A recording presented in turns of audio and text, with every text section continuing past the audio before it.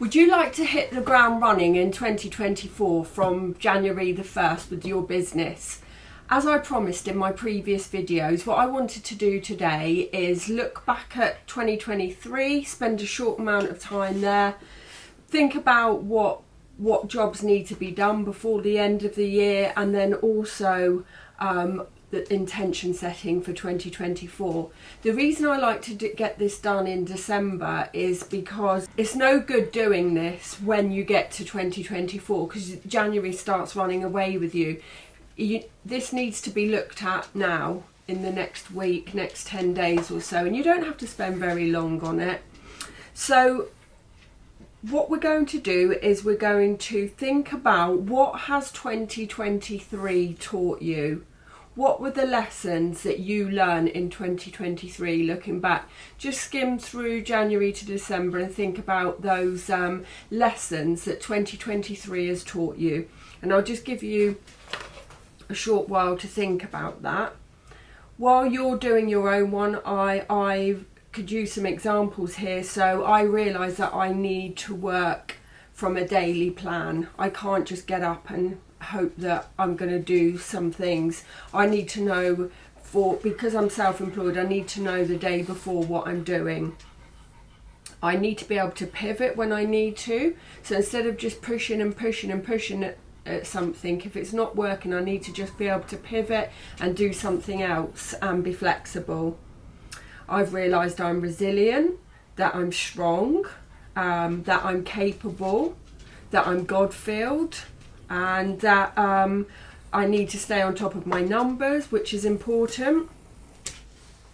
If you've been through a tough time this year, you've survived 100% of your toughest times this year, and that is an amazing record. So at least congratulate yourself for that. You're here, you're alive, and you've survived, so well done.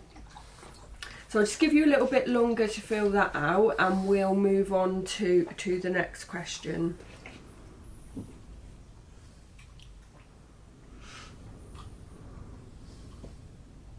So moving on, what has been the most significant event for you this year and the biggest revelation to you? I mean, if I look at my own, again, to use an example, there were people who I thought I could rely on that I couldn't, and those that I didn't realise that I could rely on really came through. So that was a revelation to me. And for you, it might be different. It might be about finances, it might be about work, it might be children, personal things. So just thinking about that, take some time now to work out what have been the most significant events for this year and the biggest revelations to you.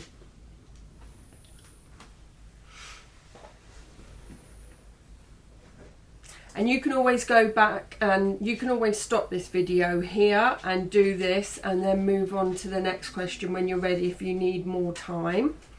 So let's also think about, what have you settled for this year? What have you settled for that you are not going to settle for in 2024? What have you thought that will do? That will do for this year, but it's not happening next year. And again, just stop the video if you want to think about that and move on. So, and question 4 really is around, what will you not settle for next year? What is it that you're not going to settle for the next year and make changes in? Thinking around the next question, what was the best decision you made in 2023?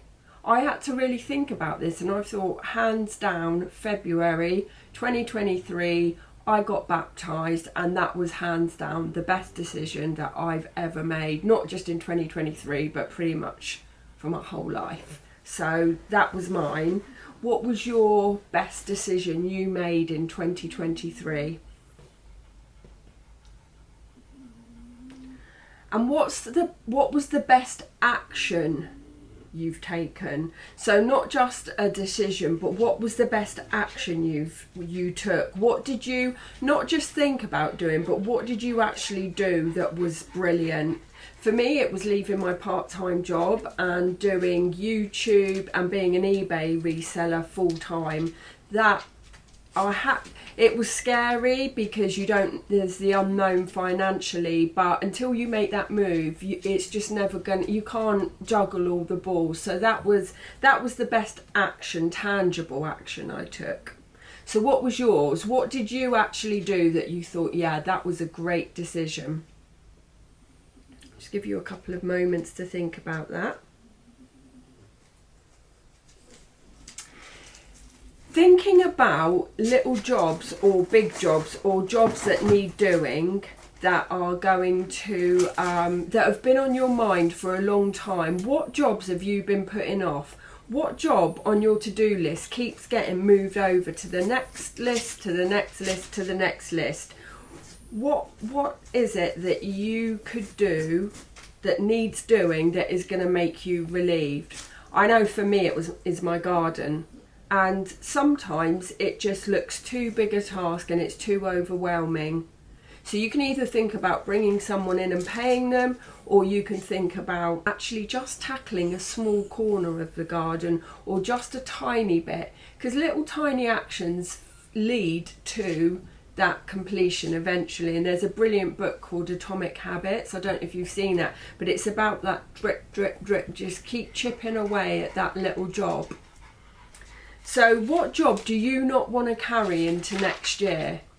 I know tomorrow I am going to be hitting my garden. I definitely don't want to be carrying that into next year. It needs tidying up, especially before my friend comes to visit.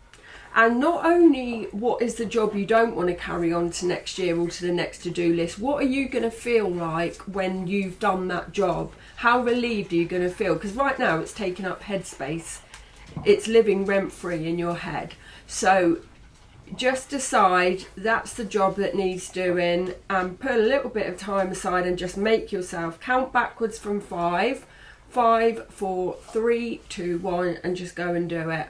And let me know how it felt to get it done or to start part of it. Also think about, why is it still hovering on your to-do list? What is it that's so difficult about it that you just can't start it? And also think about what job business-wise needs clearing this side of January as well, in December. And then chip away at that.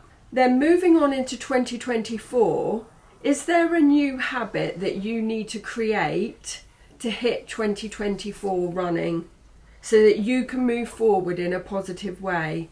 And think about why that new habit's going to benefit you. And there are no right or wrong answers to any of these questions. This is something we can revisit every 3 months, every 6 months. You know, this is something we can do 3 to 4 times a year, twice a year. Just taking a look at everything that's happened and what we're going to do to move forward. And just commit to an area. That you need to see that change in, and just make sure that you are doing just 1 or 2 little things to make the needle move in the right direction. And I think where I'm slightly different to other videos that have done this is we're not going to set goals for next year by this date. So I think there's nothing worse than writing a load of goals down in December and dates and not hitting them, and then feeling even worse than what you did before you made them. What I like to do is be intentional, and I think that's very different to saying I am going to move house by this date, because it just doesn't work for me. And maybe it does work for you, and that is absolutely fine. But when you're intentional, I think that you move the needle in the right direction to what success looks like for you, and that can be anything. Most people are not intentional. Most people that are intentional are successful. But there are a lot of distractions around us, and distractions are anything that takes us away from moving that needle towards where you want to get to. So distractions can be scrolling through social media, going out, not focusing on what you want to be focused on, watching TV, doing anything, going and watching, you know, and it's fine to go and do things recreationally, but when we're doing them all the time and we're not focusing on where we need to go to, that can be a distraction. And I think you'll find that most people that are successful are intentional, and that means they will not let distractions come in and take away from where they're moving to. So for example, I am going to be intentional that I am going to create 1 to 2 YouTube videos a week.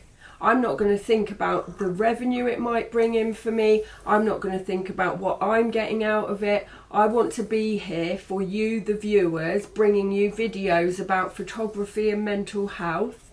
And I want to serve the people watching the videos and create the content for my audience rather than creating it for myself, because that is not going to work. So think about the topic that you are most passionate about.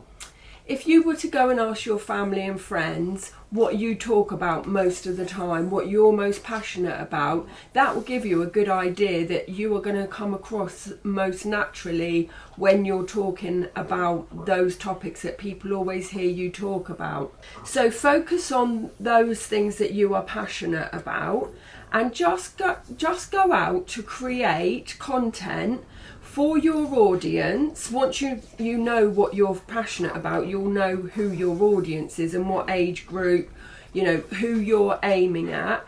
There may not be an age range or a gender range, but just work out what it is you're passionate about, what you want to talk about, and serve your audience. I'm a great believer in that you reap what you sow. You have to sow the seed though, and eventually the seed grows much bigger than the seed itself. So if you sow barley seeds, you are going to get, not a barley seed, but you are going to get a field full of barley.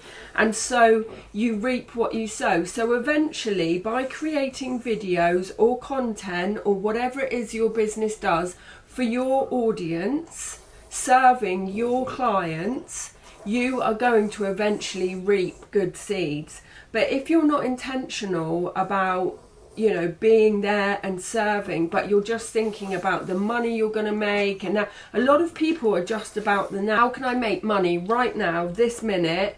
It's got to be this week or this month, and how can I make it quickly? And we lose sight of what's important, and we stop creating things for our clients and we start doing it for ourselves, and that's where we get caught out.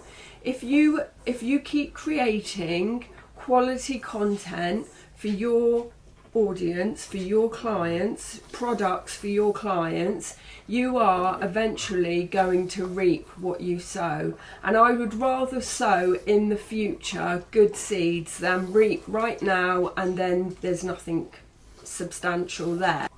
So think about the thing that you are most passionate about.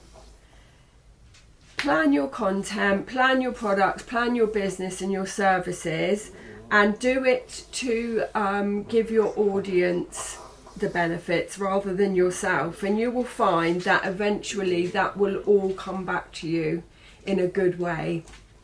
So we've looked at what happened in 2023. What were your best events? What did you learn? What lessons did it teach you? What was the best action that you took?